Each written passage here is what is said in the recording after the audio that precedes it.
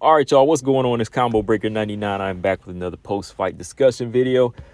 All right, y'all, so let's talk about it. Let's talk about this fight, Andrea Lee versus Maycee Barber. I know everybody's take on it right now. You know, there's a lot of talk going on, a lot of controversy behind this decision. But look, I'm not gonna lie, because I've told y'all time and time again, when you have close fights like this and it goes the other way that you don't think it should have went, it's not a robbery, all right? It doesn't mean it's a robbery. Look, I know Andrea Lee, she was securing a lot of takedowns in this fight, but Maycee Barber was still holding it down, and she was still fighting hard, and she was landing a lot of damaging, effective shots throughout this fight, okay? Now, I'm going to be honest, too. Look, when the decision was about to be read, I honestly thought that they were going to give it to Andrea Lee, okay? And I wasn't going to be mad at that. I was not going to be mad at that because I knew that some of the things that she was doing in rounds 2 and 3, or well, 1 and 3, were probably going to go in favor of at least one of the judges. You know what I mean? So I was like, okay, she's securing these takedowns, and that's usually what people look at in MMA, right? So, okay, they're going to give her this fight. So I wasn't going to be shocked. I wasn't going to be shocked at all. But when they said Maycee Barber, I wasn't shocked again. I was like, okay, they picked Maycee Barber. They actually looked at the damaging work and the effective work done by Maycee in this fight. So when it comes down to it, man, it was a split decision. And the only person you can blame is that fighter that didn't pull all the way through. All right. In no way was this fight a robbery. I think that the Miranda Maverick versus Maycee Barber fight was completely different than this one. This one here, it just came down to Andrea Lee once again not putting everything together.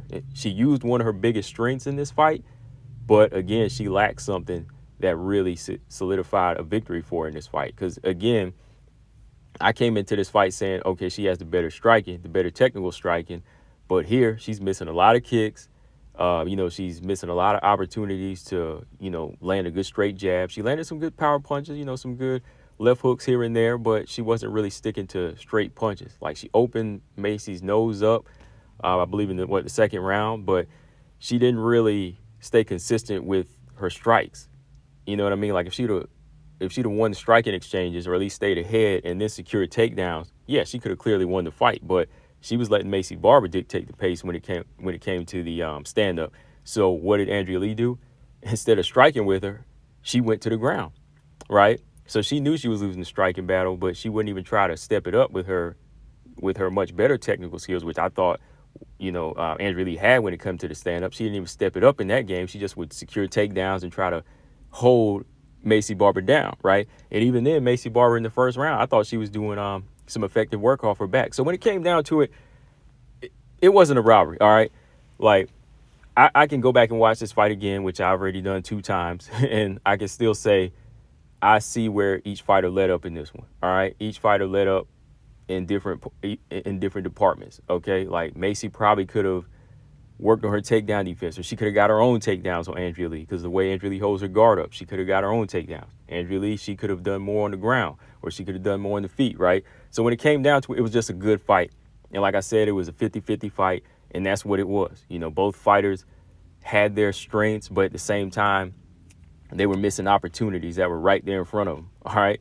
I mean, going back and looking at the first round, I thought the first round was turning out to be pretty competitive, but I think that Maycee Barber, she was doing a better job of closing the distance, of landing strikes. I thought she was landing good body kicks, and, her straight left hand was effective, and her right hook was. Andrea Lee landed a couple good counter lefts here and there, and, she was landing a couple good straight shots early, but then she secured a takedown, and that's why I was like, okay, this is where it's going to get tough, because Maycee was winning the stand-up battle, but when Andrea Lee got that takedown, and she was controlling and side control for like 2 minutes, I said, okay, they might swing this round to her. But I thought Maycee was doing effective work off her back. She was staying busy. She was landing some elbows to the ear and to the head on Andrea Lee. And, she actually did this crazy move with her legs and pulled the right arm back behind Andrea Lee, just pulling it back, which I thought was going to pull out some type of crazy submission. But it was just like a good defensive mechanism for Maycee Barber. And that just shows you what type of fighter she is, that she will try anything. So she pulls Andrea Lee's arm back behind her head with her feet, with her legs. She locks it back, and, she lands a few shots. So she kind of neutralizes Andrea Lee off of her back and gets back to her feet, and to me wins the stand-up battle. I thought she landed the better strikes to close out the round. So to me, that takedown wasn't enough to win. So that was kind of the one iffy round. But to me, I gave it to Maycee Barber. The second round, also, I thought, again, Maycee Barber was just doing a lot of effective work. Andrea Lee, she got in some good body shots this round. I think it was this round, I believe, some good straight hands to the body. But every time she would shoot for those head kicks or high kicks, she was just missing. Maycee Barber was just knowing her range in this fight, and she was just blasting some good shots straight down the high guard of Andrea Lee, and just all around doing effective work. She landed a good right hook here and there, out of the southpaw stance, and just putting those two pieces together on Andrea Lee, man. So I was like, Andrea Lee, where's the boxing skills here? Where's the Muay Thai skills? She should have been tying in the clinch and landed some good shots. You know what I mean? Like, she was just letting Maycee Barber doing a lot of damage. And there was a point where she landed a good head kick on Maycee Barber, but Maycee Barber came back with like a good double, I think it was like a 1-2, and she rocked Andrea Lee, and Andrea Lee went reeling back, and she ate like a couple more shots. And I was like, oh man, like if she can get off good here, she could get a stoppage. But Andrea Lee did a good job of just reeling back and kind of turning an angle to get out of the way, and then to avoid getting hurt, she got another takedown, right?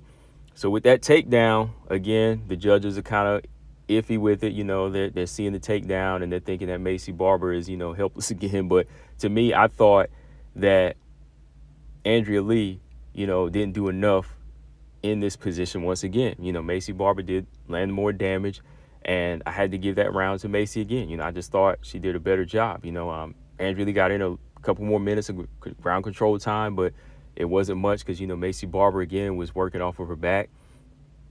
She finished the round leaking, but, again, I thought the more damaging blows, effective blows were landed by Maycee. Now, the third round, this was kind of a back-and-forth round. I think they both know they needed to step it up, but Andrea Lee, to me, she started going in for more takedowns again to try to secure the round. She got in the takedown at the beginning of the round. Maycee got in her own takedown, but then Andrea Lee bounces right back up and gets a nice reversal. That judo was coming. She got a nice reversal takedown of Maycee Barber. The get up from Andrea Lee was pretty impressive in this fight. I got to give her that. She was pretty game all the way through. In this fight, had a good gas tank. She was able to bounce back to her feet.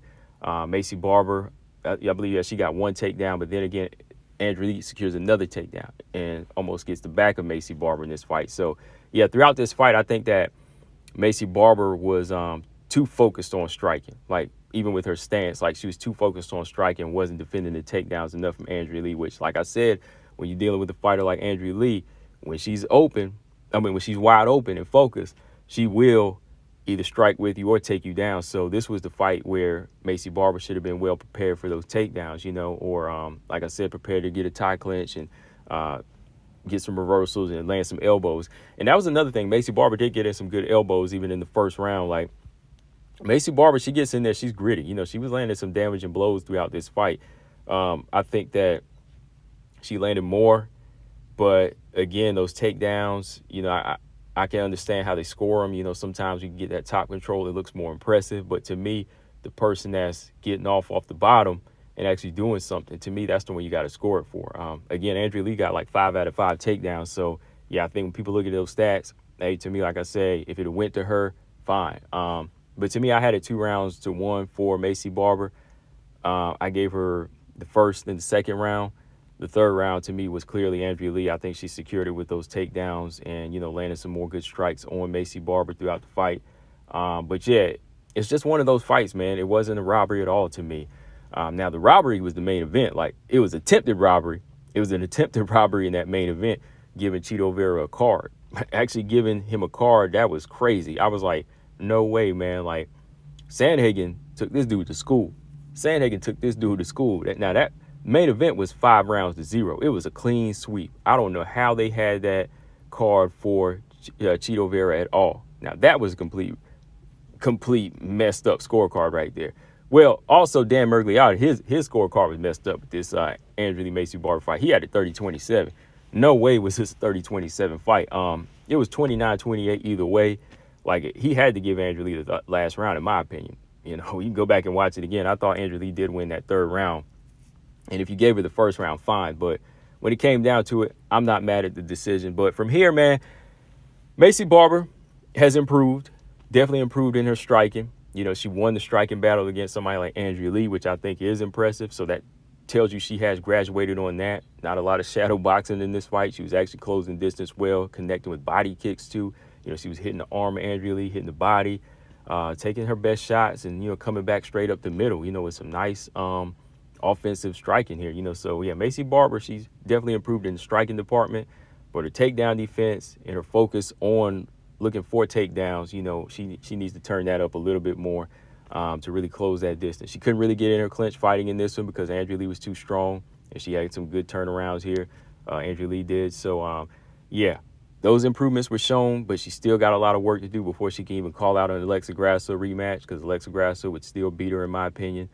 Hell, those top three are going to beat her. Santos, Manon, and Blanchfield. I think the next name she should call for is like a Lauren Murphy or a Caitlin Chikagan. Those type of fighters where she can really get in her well-rounded game, striking plus takedowns. All right. Andrea Lee, nothing to be mad at in this fight. It's just, once again, where she's got to go back to the drawing board and say, hey, we got to start putting it together, because she was getting a lot of takedowns in this fight, but she was missing a lot of kicks here.